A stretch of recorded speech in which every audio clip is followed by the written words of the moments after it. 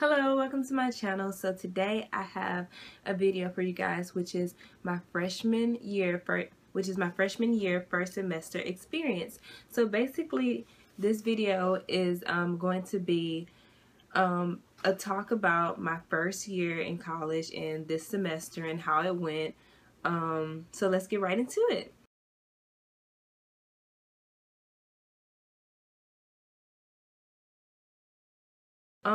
My roommate and I, we really don't have any issues at all. From the get-go, when I found out that she was my roommate, I had emailed her and I basically just said, you know, a little bit about myself, and basically she emailed me back and said a little bit about herself, and we exchanged social media websites, things like Instagram and Twitter and stuff like that, so we can get to know each other a little bit more. I highly recommend that you guys do that because you know, so it won't be awkward when you first get ready to come in and move in and it's like that's your first time meeting. I feel like that other people have recommended that to me as well, and I feel like that did work out. It's not just something that a lot of people say. It does help because you already know a little bit about that person and what they're about, so you already know what kind of topics to talk about and stuff like that. It's not just first day jitters. You know, you feel like you already know that person because you have already talked to them. If they don't have any social media websites, then you know you could just email back and forth, exchange numbers, things like that.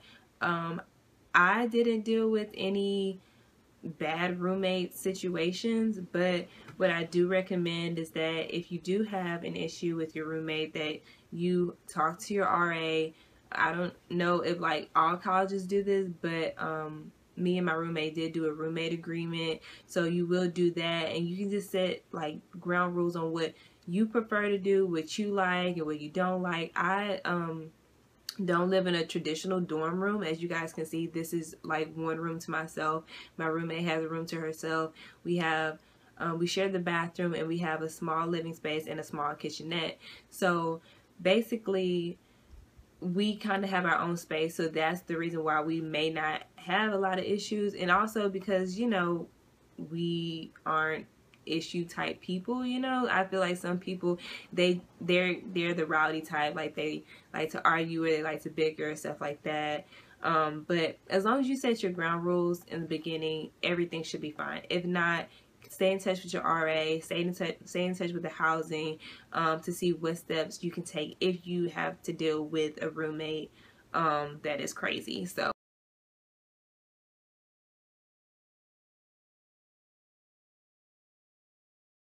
So this semester I took Writing Comp AIS, which is a mandatory class that all freshmen have to take, which is linked with Writing Comp, Intro to Psychology, Intro to Kinesiology, and Algebra for Scientists and Engineers. Basically, my major is Kinesiology, concentration in athletic medicine. I want to be a nurse, but my college or my university doesn't have nursing as a major, so my route that I'm going to take is graduate and get my bachelor's of science degree in kinesiology and then transfer to a nursing school. You can do 2 years at a college or university, then transfer to a nursing school, or go to a school that already has a nursing major. But this is just the route that I took. So basically I had all those classes. All of them were good, but Writing Comp, the teacher was horrible. He like took off points for unnecessary things. Like if you had run and you didn't put sprint, which is a word that he probably wanted you to put, he took 5 or 10 points off, which is really unnecessary. He didn't recommend us to go to the writing center, which I thought was pathetic because, I mean, how are we supposed to get our papers?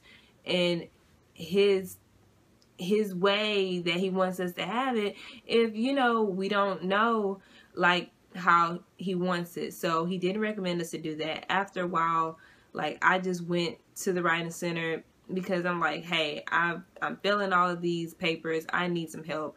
And they thought it was stupid of him to even be grading that way as well. So eventually I just ended up dropping the class because I felt that it was no possible way I was going to pass, because the teacher, he was not going to budge at all. And that was a failure on my part, because I didn't do Rate My Professor on him, and which I should. And I highly recommend that everybody do Rate My Professor for all their professors, because it is helpful, because you will be in the situation that I was in if you don't do it. So that was that. After I dropped that class, I feel like it was a big weight off my shoulders. Like, I felt like Superwoman. I could do anything. Like, that class was weighing me down to the point to where, I mean, that was the only thing I was worried about. I was putting all my energy into that class. I wasn't even worried about my other classes. So I felt like that shouldn't, you know, that class shouldn't have taken all the energy out of me. And I feel like that was a big weight off my shoulders. And I'm going to take that class in the summertime. So yeah, I highly recommend that everybody do Rate My Professor, because that website will help you with picking a professor, you know. So I did that for the rest of my classes, and they were good. I had good professors. Yeah, I had my ups and downs, which you will. But I stuck through. I feel like if you have some professors that are willing to work with you and you do your part as well, 50-50, you know, then you get 100.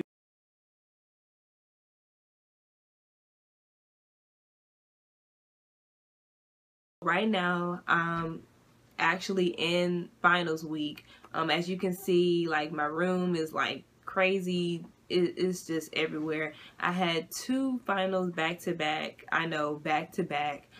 Back to back, I repeat, back to back, yesterday on Monday, which is like horrible for like a freshman to like go through, because first of all, I mean, this is my first time even enduring any of this type of stuff, and then I had back-to-back finals, but it wasn't as bad as I thought it was going to be. It was kinesiology, and then 15 minutes later I had psychology, but it wasn't that bad as I thought. So I had that yesterday on Monday, and then today I had a presentation, and Wednesday and Thursday I have nothing, and then Friday I have my algebra for scientists and engineers final. So I mean, I feel like they've been going good. The final that I took in kinesiology, I didn't do good at all, but because I did good on my other tests, and because I did the assigned homework and other extra credit, and like anything that the teacher was throwing out there, I made sure that I did. That helps.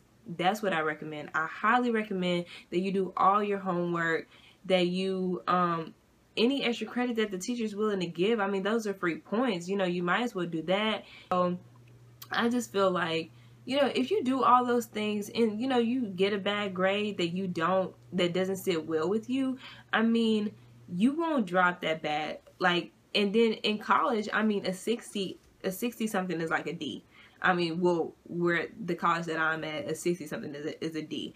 So I didn't know that, but I mean, of course, we're not striving for D's, but you know, you have that wiggle room to work with if you do kind of do bad on the test. And what is a good thing about my professors were they all had said that the lowest test grade that they would drop. So that's good, because you know, you have that wiggle room as well to make like, not say that, you know, oh, I'm gonna just fail one test, or I'm gonna just do bad on one test. But if you was to do bad, if you probably didn't study as much as you wanted to, or you know, whatever the case may be, like, you were able to, like, they were gonna give you that chance to not have that on your grade, which would make your grade be higher as well.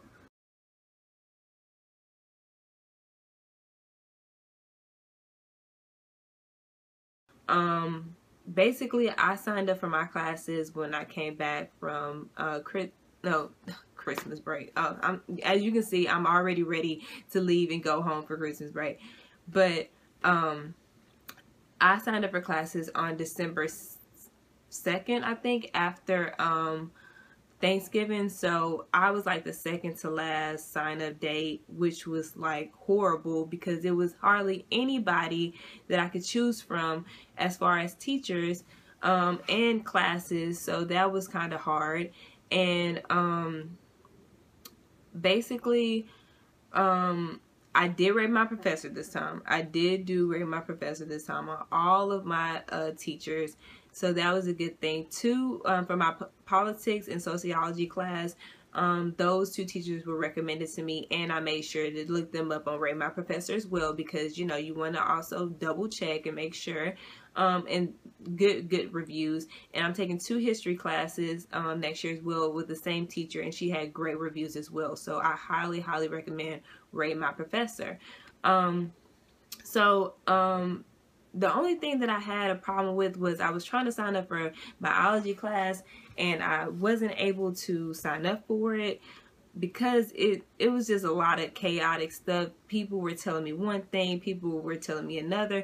So I kind of just recommend that you guys just, as soon as you find out when your date is, which you most likely will find out like ahead of time, way before it is even time for you to do anything, go talk to your advisor. Like, go during their office hours. At my university, they said it was better to do office hours. I mean, not office hours, but walk-ins, rather than make an appointment, because if you make an appointment, it would be like maybe a few weeks down the road, and you can just go to office hours and you can see them right then and there. So that's what I did, but I didn't do it as much as I should have, because that's why that issue had occurred. But if you go talk to your advisor, they will help you. And also, if you have anybody that like is an upperclassman that you know, or you know, any other peer mentors or someone that you can talk to or whatever, talk to them as well, because as much information as you know, the better off that you will be.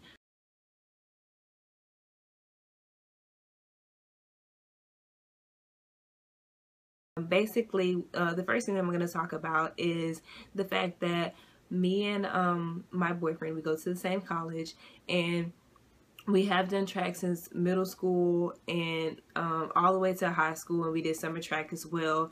And we did not get a track scholarship to the university that we're going to right now, and we're trying to get a scholarship for either here or another school to run track, because basically it's our passion. We've been doing it for as long as we could remember, and it's just kind of weird not doing it. And we are just working out on our own, doing the best that we possibly can do. And the problems that did occur this semester with me was basically when we weren't able to work out, and because of schoolwork, or because of trying to meet with our advisors and signing up for classes and finding out other information last minute, that kind of pushed us back. And it's already kind of bad that we don't really have a coach or anyone that's like advising us like or what to do specifically in our specific events, because I'm a sprinter and he which I do like the 1, the 2, the 4. I've done the 8 a few times, and he does the 400 and the 800. And basically, I mean, our races are similar but not well, and we're doing the best that we possibly can. And so by us just like doing somewhat like mediocre workouts, and then we don't get to work out on the days when we are very busy with school and stuff, that kind of pushes us back even more, because we have to run unattached at meets, and then we have to run decent enough for schools to look at us for track and field. So that was like a slight issue. But I mean, when we weren't able to go to the gym, do weights or run, we would do like home type workouts, abs and push-ups and stuff like that, to make sure that we did something active. And that's what I recommend. Even if you're not trying to do any sports in college, or if you're not in sports or anything, stay active, because freshman 15 is real. It is real, you guys. I'm telling you, it's real. Like, I didn't gain some pounds, and it was not cute. So I recommend running, jogging, doing a run around the school early in the morning, doing some abs, some push-ups, staying active. I know at my gym here on campus, they do have Zumba classes, they have yoga, they have step up. They have like a lot of different things. And if you like have any friends, I mean, that's motivation in itself. You can go with the group. Even if you don't have any friends to go with, you can meet people there. I've been to a few classes, and they have really helped. So I advise you to like really stay active, eat healthy. I mean, the cafe food, it's not good. I'm just gonna tell you right now, it is not good. They trick you in the beginning because I was like, oh, what are people talking about? The cafe food it's decent. It's not the best, but it's decent, you know. And then like now, like yesterday, just yesterday, I walked in and the cafe closes at 9. At 7, tell me why they were running out of food.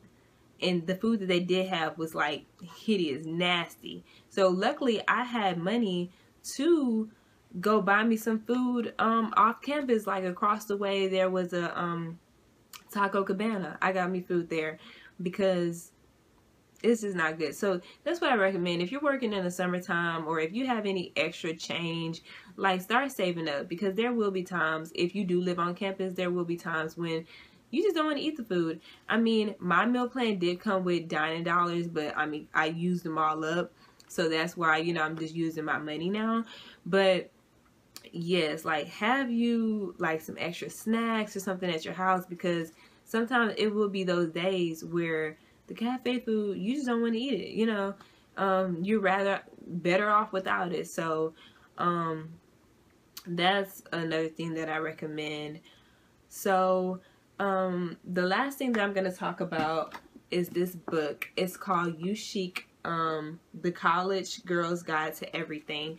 Basically, I saw this book in my on-campus bookstore at my university, and it's like the best thing that's been invented, like, or the best thing that was ever made. Like, it's really good. I'm reading it cover to cover, but you don't have to. You can find a chapter that you're interested in and go right to that chapter and just get advice.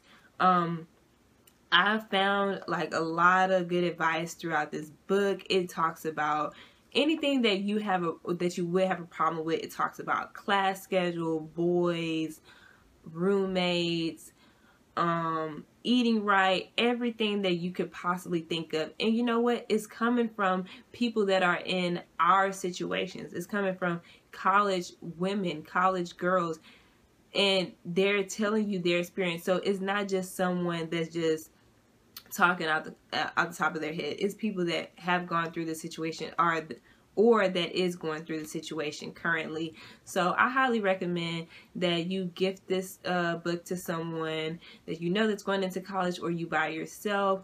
On campus, it was really expensive. It was $14.99, so $15 something with tax.